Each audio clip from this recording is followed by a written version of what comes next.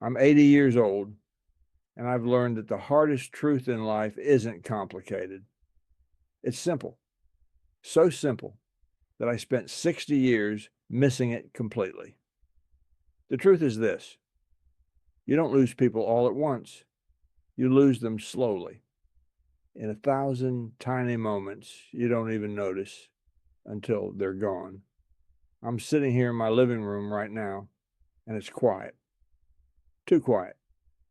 The kind of quiet that feels like it's pressing down on you.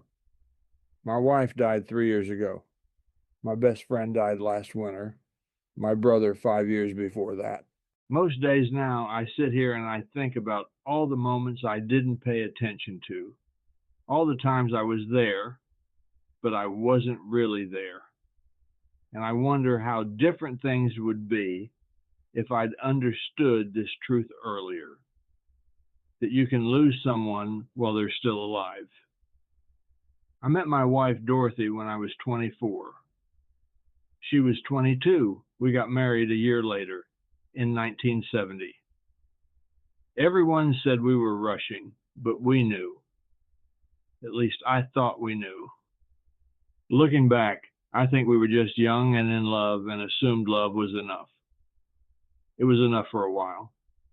We had two kids, Michael in 1972, Sarah in 1975. I got a job as an insurance adjuster. Not glamorous, but it paid. Dorothy stayed home with the kids at first, then went back to work part-time when Sarah started school. She was a secretary at a law firm. We were normal. We had a normal life. Bills to pay, kids to raise, a mortgage, all the regular stuff that everyone deals with. But somewhere in those years, I started disappearing, not physically. I came home every night. I was at the dinner table. I went to some of the kids' events. I was present in body, but my mind was always somewhere else. I'd come home from work, and Dorothy would try to tell me about her day, and I'd be thinking about a claim I was processing or a client who'd been difficult. She'd be talking, and I'd nod and say, mm-hmm, and I wouldn't hear a single word. The kids would want to show me something, a drawing or a school project, and I'd glance at it for 3 seconds and say, "That's great, buddy," and go back to whatever I was doing. I wasn't trying to be a bad husband or father. I was just tired, distracted, thinking about everything I had to do. There was always something, always a worry, always a problem to solve. I told myself I was doing it for them, working hard so we could have a decent life, making sacrifices so they could have what they needed. And maybe that was partly true, but mostly I was just going through the motions and calling it responsibility. Dorothy used to ask me to take walks with her just around the neighborhood, 20 minutes. She liked the evening air, liked being outside together, and sometimes I'd go.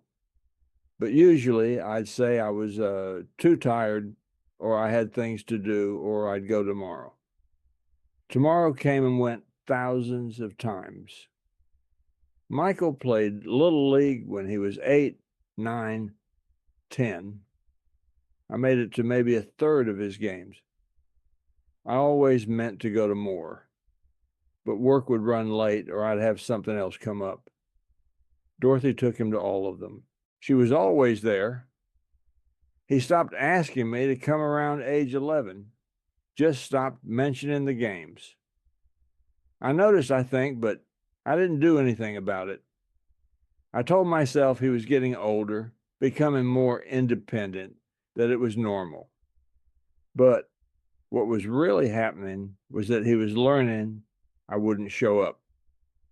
So he stopped expecting me to. Sarah was quieter than Michael, more internal. She'd write these little stories and poems, and she'd want to read them to me. She had this way of looking at me, waiting to see if I was really listening. And I'd try, I really would.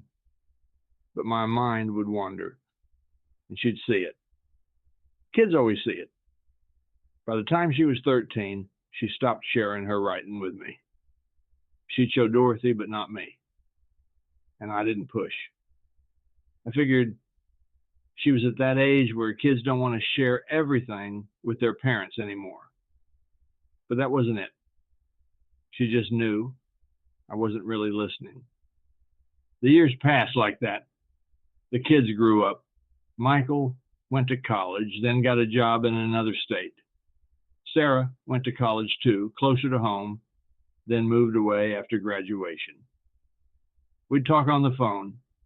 Birthdays, holidays, the occasional Sunday call, surface stuff. How's work?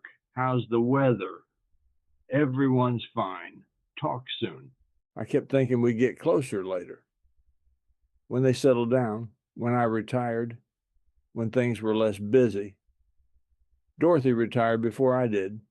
She was 63, started spending time with friends, joining book clubs, taking day trips. She seemed happy. I was still working, planning to retire at 65, like I'd always said.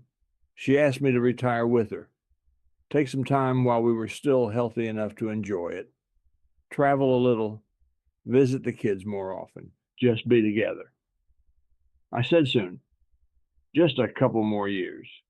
I wanted to make sure we had enough saved, wanted to finish out some projects at work. I'd retire at 65, like I planned. She didn't push it. She never pushed much. I retired when I was 65, had a small party at the office, got a plaque, came home thinking now we'd have time. Now we'd do all those things we'd talked about. But something had shifted. Dorothy was polite, kind, but there was a distance that hadn't been there before. Or maybe it had been there for years and I was just noticing it now that I was around more. We took a few trips, saw the Grand Canyon, visited the kids. It was nice, but there was this feeling I couldn't shake. Like I was with someone I used to know well, but didn't anymore. Like we were strangers who were comfortable with each other, but didn't have much to say. I tried to talk to her about it once, asked if everything was okay. She said yes, said she was fine. But I could tell she wasn't fine. Not really. And I didn't know how to fix it because I didn't fully understand what was broken. We'd been married almost 50 years by then, and I realized I didn't really know her. Not the her she'd become, not the things she thought about or cared about or wondered about when she was alone. I'd spent 50 years living next to someone I loved but never really paid attention to. She got sick when she was 74. Cancer. It moved fast. 6 months from diagnosis to the end. And in those 6 months, I finally paid attention. I sat with her. I listened. I asked questions. I learned things about her I should have known decades earlier. What her favorite memories were. What she wished she'd done. What she was afraid of. She told me once, near the end, that she'd felt lonely for most of our marriage, not because I wasn't there, but because I was never fully there. She said she'd accepted it years ago, that she'd made peace with it, that she didn't blame me, but I blame me. I still do. She died on a Tuesday morning. I was holding her hand, and when she was gone, I felt this weight settle on me that hasn't lifted since. Not just grief, regret. The kind that lives in your chest and doesn't go away. I started thinking about all the moments I'd missed, all the conversations I had half listened to, all the times she'd reached for me, and I'd been too distracted to notice. I couldn't get them back, couldn't redo a single day, couldn't go back and be the husband she deserved.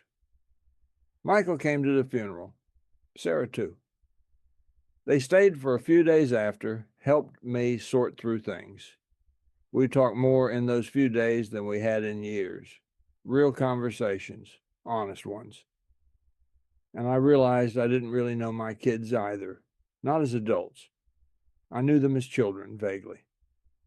But the people they'd become, their lives now, their struggles and hopes and fears, I was mostly a stranger to all of it. They left, went back to their lives. We still talk, but not often. They're busy. They have their own families now, their own problems. And I understand. I was busy once too. But I wish I'd understood earlier that being busy isn't the same as being alive. That going through the motions isn't the same as being present. That you can spend your whole life with people and still lose them because you were never really with them to begin with. That's the truth I learned. Too late to do anything with it, really. But I'm telling you now because maybe it's not too late for you. The people in your life won't wait forever. Not because they don't love you, but because they get tired of reaching for someone who's not there. They get tired of trying to connect with someone who's always distracted. They learn to stop expecting you to show up. And by the time you're ready to pay attention, they're gone, or they've moved on, or they've become strangers you don't know how to reach anymore. I think about Dorothy every day, about all the walks I didn't take, all the conversations I didn't have, all the moments I missed because I was thinking about something else. I think about Michael and Sarah as kids, about how quickly they grew up, about how I blinked and they were gone. I'm 80 now. I don't have many years left, and I spend a lot of time alone, sitting in this quiet house, wishing I could go back. But I can't. Nobody can. So I'm telling you this now while you still have time, while the people you love are still here, still reachable. Don't do what I did. Don't save your attention for later. Don't assume you'll have time to make up for the moments you're missing now. Put down your phone. Turn off the TV. Stop thinking about work for 5 minutes. Look at the person next to you. Really look. Listen to them. Ask them questions. Be there. Fully there. Because you're going to lose them someday. Maybe suddenly, maybe slowly, but you're going to lose them. And when you do, you're going to wish you'd paid more attention. You're going to replay all those missed moments in your head. All those times they tried to reach you and you were somewhere else. Don't wait until it's too late to figure out what matters. I did, and I can't get those years back. I can't undo the loneliness Dorothy felt. I can't rebuild the relationship with my kids that I never fully built in the first place. All I can do is sit here in the quiet and remember and regret and wish I'd understood sooner that the only thing that really matters in life is the people you love and whether you were actually there for them. That's it. That's the truth. Simple and hard and too late for me, but maybe not too late for you.